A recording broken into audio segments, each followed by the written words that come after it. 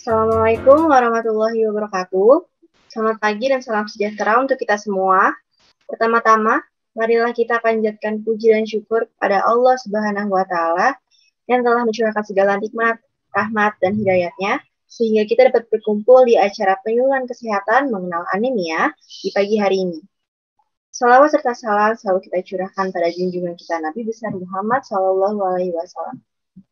Tidak lupa juga kami ucapkan terima kasih pada hadirin teman-teman yang sudah menyempatkan waktunya untuk hadir di acara pagi hari ini. Sebelum kita mulai acara penyuluhan, perankan saya Aini Ruri Kansa sebagai pembawa acara membacakan susunan acara pada pagi ini. Yang pertama itu ada pembukaan, dilanjutkan penyampaian materi, lalu dilanjutkan oleh sesi tanya-jawab, dan terakhir itu ada penutup. Untuk mempersingkat waktu, marilah kita buka acara dengan bacaan basmalah bersama-sama. Bismillahirrahmanirrahim. Lalu acara selanjutnya yaitu penyampaian materi pertama oleh Dr. Sekar. Kami persilahkan. Baik, terima kasih atas kesempatan waktunya. Sekarang saya akan menjelaskan seputar penyakit anemia. Apa sih yang kalian ketahui seputar penyakit anemia? Dan apa perbedaan gambar di bawah ini? Yuk simak penjelasannya. Tentang anemia. Anemia atau yang lebih sering dikenal dengan kurang darah adalah kondisi ketika tubuh kekurangan sel darah merah yang sehat atau ketika sel darah merah tidak berfungsi dengan baik. Akibatnya, organ tubuh tidak mendapat cukup oksigen sehingga membuat penderita anemia lebih mudah lelah dan pucat. Anemia dapat terjadi sementara atau dalam jangka panjang dengan tingkatan keparahan yang bisa ringan sampai berat. Anemia merupakan gangguan darah atau kelainan hematologi yang terjadi ketika kadar hemoglobin atau bagian utama dari sel darah merah yang mengikat oksigen berada di bawah normal. Nah, orang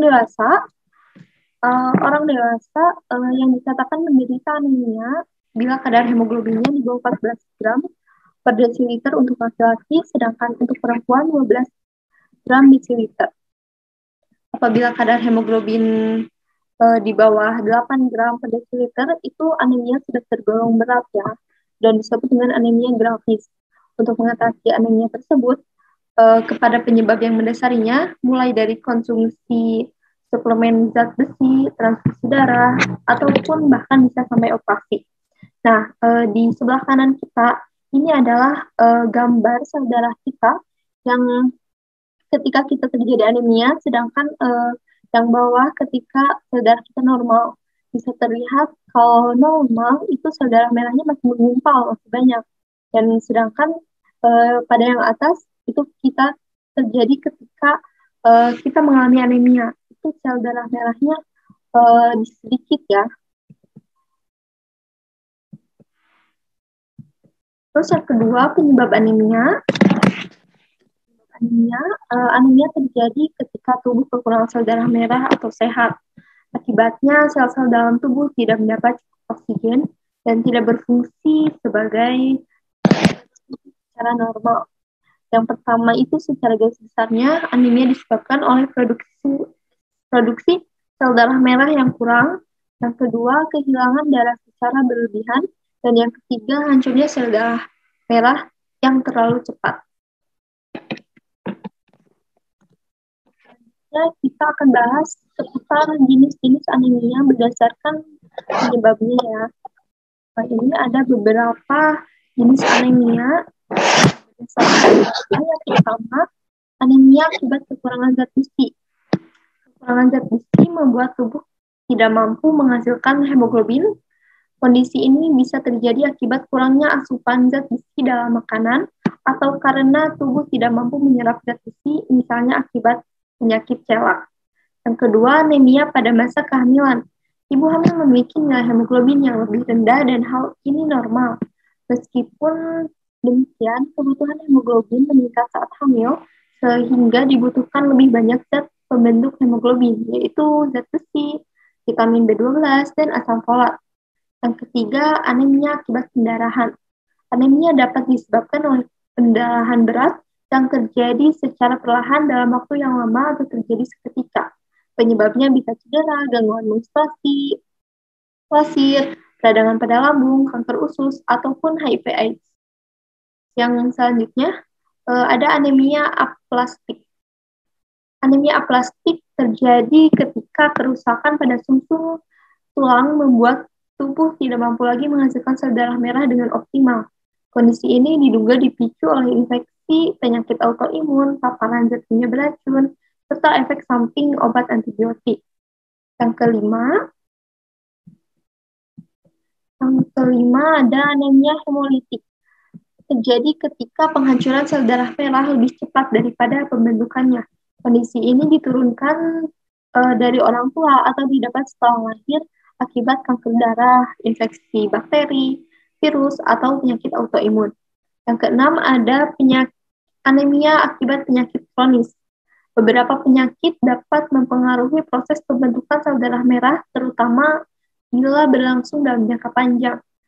Beberapa di antaranya adalah penyakit Crohn, penyakit ginjal, kanker, dan lain sebagainya. Yang ketujuh ada anemia sel sabit. Anemia sel sabit disebabkan oleh mutasi atau perubahan genetik pada hemoglobin. Akibatnya hemoglobin menjadi lengket dan berbentuk tidak normal, yaitu seperti bulan sabit. Seseorang bila terserang anemia sel sabit apabila memiliki kedudukan orang tua yang sama-sama mengalami mutasi genetik tersebut. Yang kedelapan ada talasemia. Talasemia disebabkan oleh mutasi gen yang mempengaruhi produksi hemoglobin. Seseorang dapat menderita talasemia jika satu atau kedua orang tuanya memiliki kondisi yang sama. Sekian penjelasan dari saya kembalikan kepada moderator. Terima kasih. Baik, terima kasih kepada Dr. Sekar atas pematerinya. Dilanjutkan lagi untuk pemateri selanjutnya, yaitu untuk selanjutnya, Dr. Cika dipersilahkan.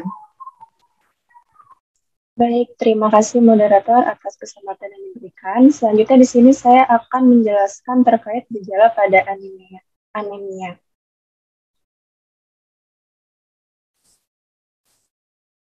Apa saja gejala pada penyakit anemia?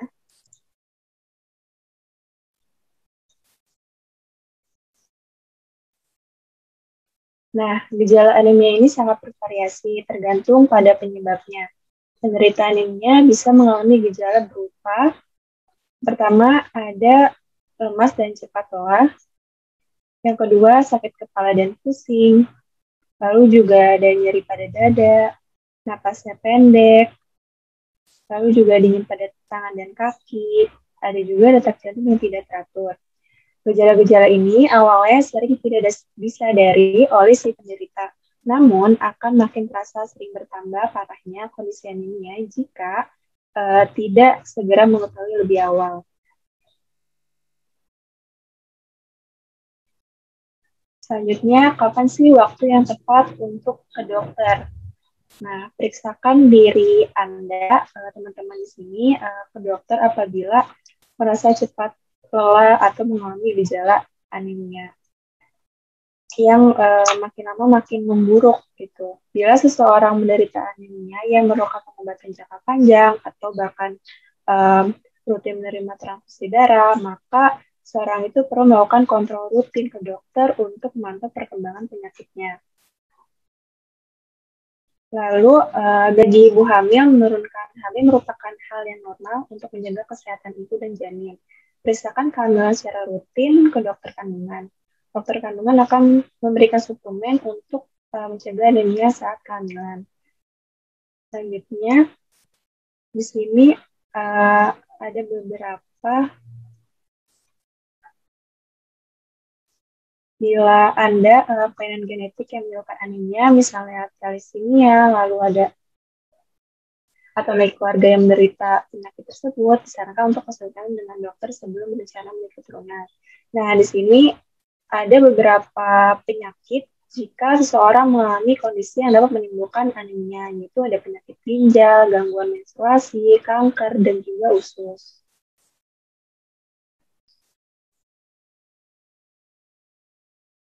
Selanjutnya di sini ada diagnosis anemia.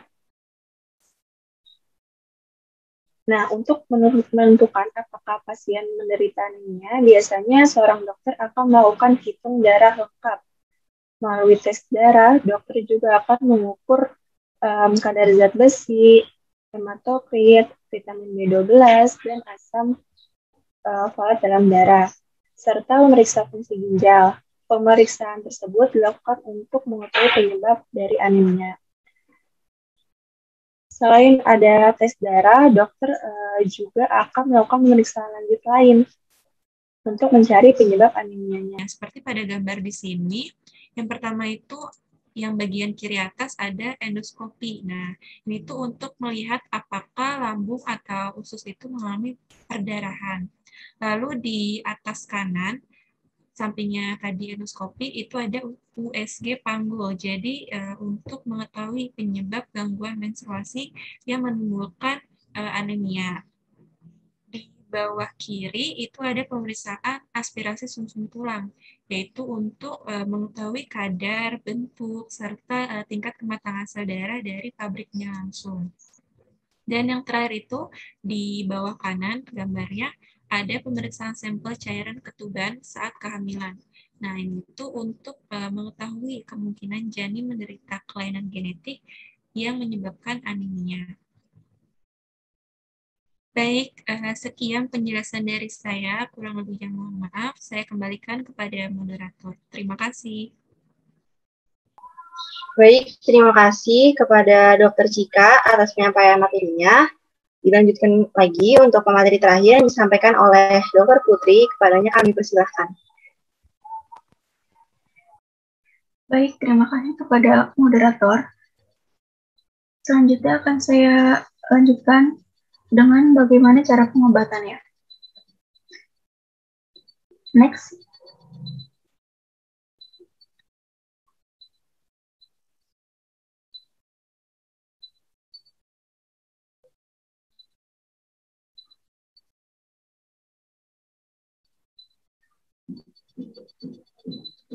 Metode pengobatan anemia tergantung pada jenis anemia yang diderita pasien.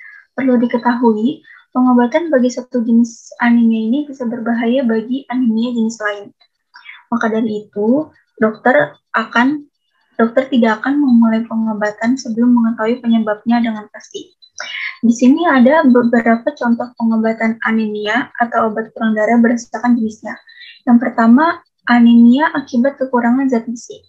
Kondisi ini dapat diatasi dengan mengkonsumsi suplemen zat besi dan makanan yang kaya akan zat besi seperti beras merah, ada daging, ada sayuran hijau, dan kacang-kacangan. Yang kedua, anemia pada masa kehamilan. Kondisi ini ditangani dengan pemberian suplemen zat besi, vitamin B12, dan asam folat yang dosisnya ditentukan oleh dokter. Next.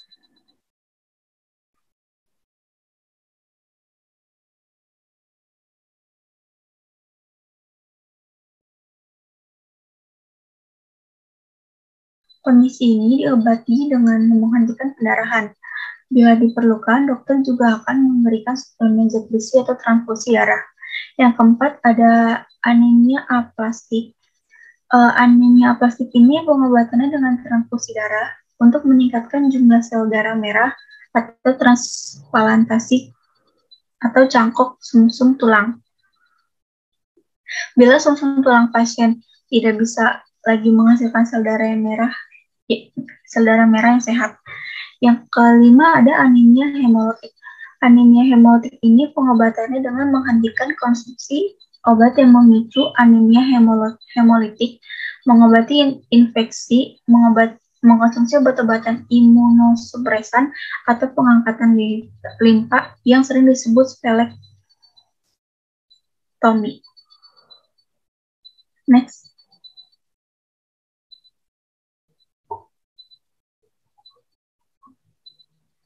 Yang keenam ini ada anemia akibat penyakit kronis. Kondisi ini diatasi dengan mengobati penyakit yang mendasarinya. Pada kondisi ini diperlukan transfusi darah dan suntik hormon eritropoietin untuk meningkatkan produksi sel darah merah. Yang ketujuh ada anemia sel sabit. Anemia sel sabit ini ditangani dengan suplemen zat besi dan asam folat. Bisa juga cangkok sumsum tulang dan pemberian kemoterapi seperti hidroksiurea. Dalam kondisi ini, dokter akan memberikan obat pereda nyeri dan antibiotik. Yang terakhir ada thalassemia. Thalassemia ini ditangani oleh dokter serta dapat melakukan transfusi darah, pemberian suplemen asam folat, pengangkatan limpa, dan cangkok sumsum tulang. Next.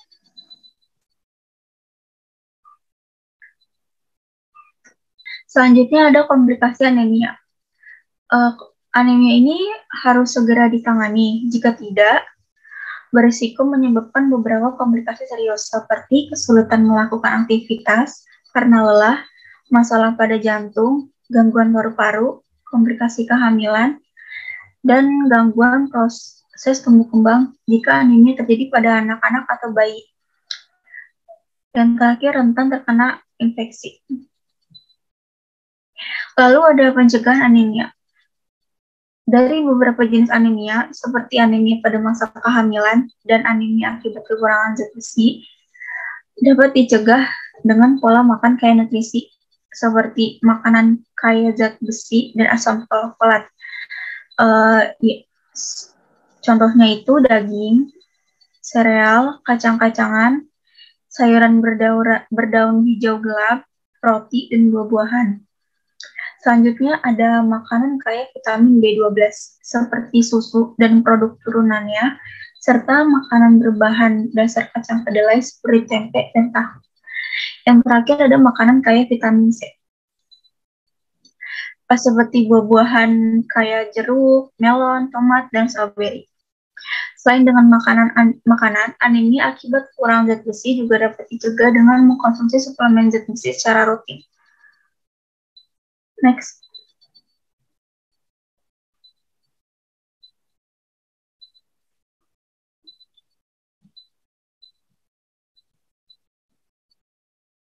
Nah, di sini ada kadar HB normal. Kadar HB normal manusia itu berbeda-beda tergantung usia dan jenis kelaminnya. Berikut ini adalah kisaran nilai HB normal. Bayi baru lahir, batas bawah nilai rujukannya 14 gram per desiliter. Bayi 1 bulan 12 gram desiliter. Bayi 2 bulan 10,5 gram desiliter. 3-6 bulan 10,5 gram desiliter. 6 bulan sampai 1 tahun 11 gram desiliter. 1-4 tahun 11 gram desiliter. 4 tahun sampai pubertas 11,5 gram desiliter, perempuan dewasa 12 gram desiliter, yang terakhir adalah laki-laki dewasa 14,5 gram desiliter.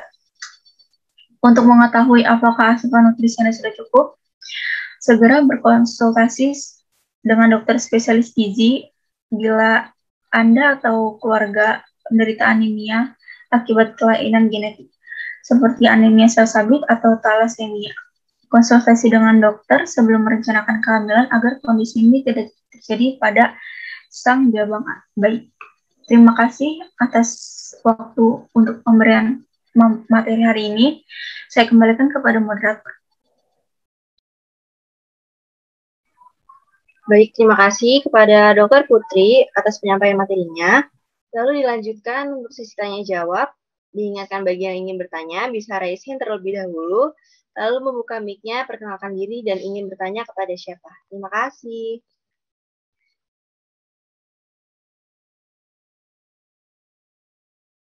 Baik, ada Deswita Maharani dan Oktavia Savitri. Untuk Deswita Maharani terlebih dahulu ya. Silakan membuka mic-nya dan perkenalkan diri. Baik, terima kasih. Sebelumnya perkenalkan, nama saya Deswita. Izin bertanya untuk Dokter Sekar sebagai pemateri 1. Apa saja nih dok penyebab kebanyakan remaja mengalami anemia? Terima kasih. Ya, baik. Terima kasih atas pertanyaannya, Rani. Untuk Dokter Sekar, dipersilakan untuk menjawab. Baik, terima kasih atas pertanyaannya. Saya akan menjawab tentang penyebab kebanyakan remaja mengalami anemia. Penyebab umum remaja mengalami anemia adalah ketika anak kekurangan zat besi baik dari makanan atau asupan suplemen. Apabila ketika anemia lebih banyak terjadi pada remaja, putri karena di masa puber ia merasakan permulaan siklus menstruasi. Terima kasih. Baik, terima kasih dok. Ya, baik. Terima kasih atas Dokter Sekar Ayu atas jawabannya. Apakah Deswita Maharani sudah terjawab? Sudah. Apakah ada yang mau dipertanyakan lagi? Tidak, sudah cukup jelas. Terima kasih. Baik, terima kasih. Lalu ada Nur Octavia Safitri. Silakan membuka mic-nya. Ya. Baik, terima kasih moderator. Sebelumnya perkenalkan nama saya Nur Octavia Safitri. Di sini saya akan bertanya kepada Dokter Sekar. Nah, jadi faktor apa aja sih dok yang menyebabkan wanita itu kehilangan zat besi yang berlebihan di dalam tubuh? Terima kasih. Ya, baik. Terima kasih Nur Octavia Safitri atas pertanyaannya. Dipersilakan untuk Dokter Sekar Ayu untuk menjawab pertanyaan dari Nur Octavia Safitri. Baik, saya jawab ya. Tadi pertanyaannya, faktor apa yang menyebabkan wanita kehilangan zat besi yang berlebihan dalam tubuh? Jawabannya adalah menstruasi yang berlebihan. Karena penyebab umum terjadinya anemia defisiensi besi adalah menstruasi atau haid yang berlebihan saat masa produktif atau subur. Makanan atau minuman juga penghambat penyerapan besi. Kebiasaan mengonsumsi teh, kopi, dan coklat dapat mengakibatkan terhambatnya penyerapan zat besi. Dan jawabannya, terima kasih. Ya, baik. Terima kasih atas jawaban yang diberikan dari Dr. Sekar Ayu. Apakah sudah terjawab, Nur Octavia Safitri? Baik, sudah terjawab. Dokter Sekar Ayu, terima kasih moderator. Ya, baik. Terima kasih.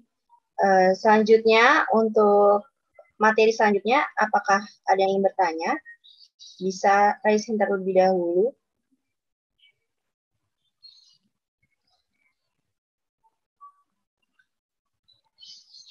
Ya, sudah ada Deswita Maharani. Silakan untuk membuka mic-nya, lalu memperkenalkan diri.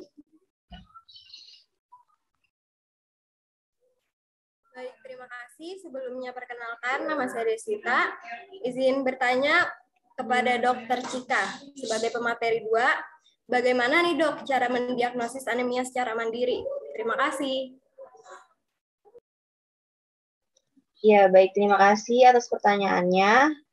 Silakan untuk Dokter Cika, silakan menjawab. Baik, terima kasih moderator atas kesempatan yang diberikan. Izin menjawab pertanyaan dari Deswita Maharani.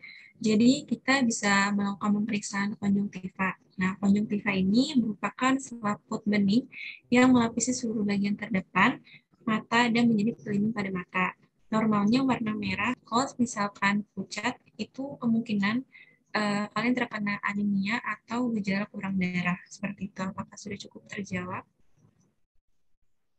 Baik, sudah dok. Terima kasih. Ya, baik. Terima kasih atas jawabannya, Dr. Cika, dan atas pertanyaannya di kita. Baik, sudah ada yang meraise hand, Octavia Safitri, kepadanya dipersilakan untuk membuka mic-nya dan perkenalkan.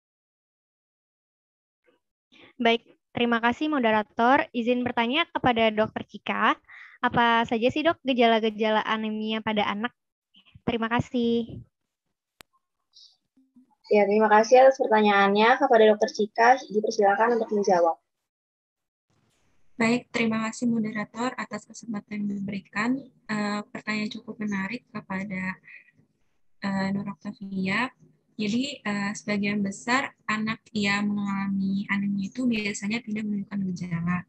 Nah, maka dari itu, penting bagi anak-anak untuk melakukan tes darah secara rutin.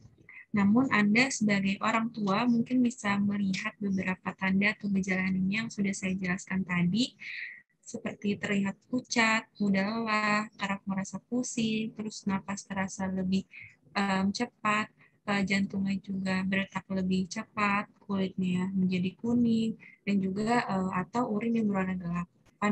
Pada kondisi tertentu, si kecil yang mengalami anemia karena kekurangan zat besi juga mungkin akan mengalami keterlambatan perkembangan dan gangguan perilaku. Apakah sudah cukup menjawab? Baik, sudah cukup menjawab. Terima kasih, Dokter Cika. Baik, terima kasih Dokter Cika atas jawabannya dan atas pertanyaannya Nur Oktavia. Dilanjutkan untuk sesi tanya jawab yang selanjutnya. Silakan untuk meraise terlebih dahulu dan membuka mic-nya.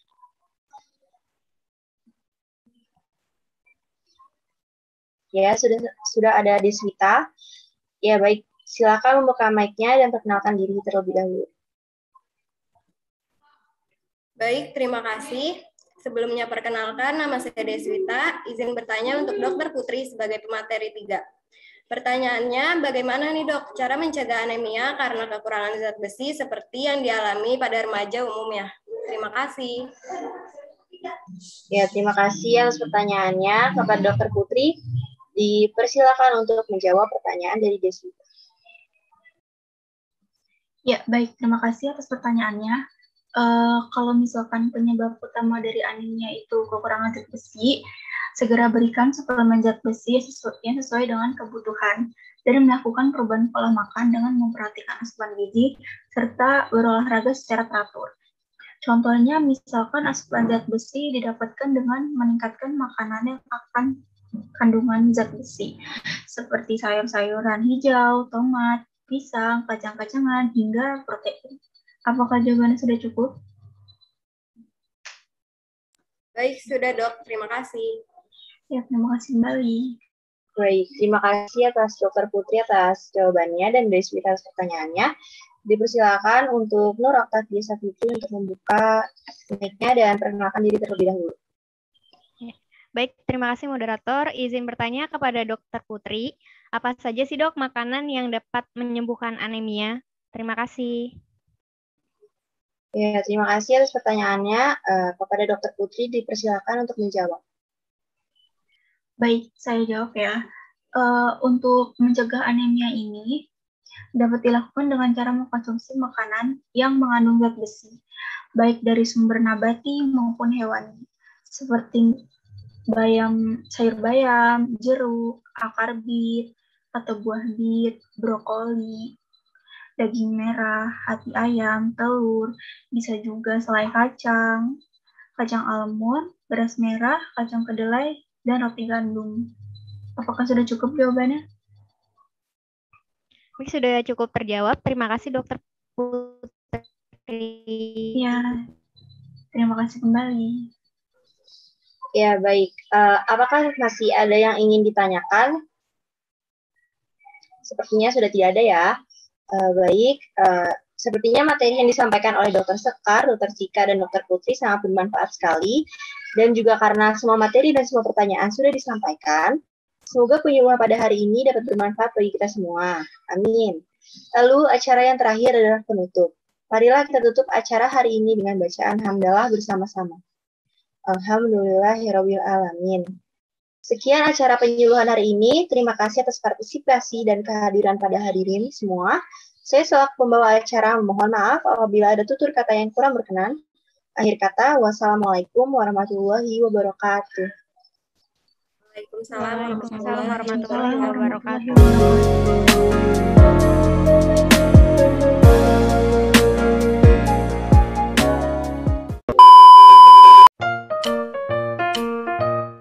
Baik, sudah ada pertanyaan dari Nur Oktavia Savitri kepada Dokter Sekar, dipersilakan. Taruh deh, kok kepada Dokter Sekar dipersilakan. Baik, terima kasih moderator. Dan pulang dari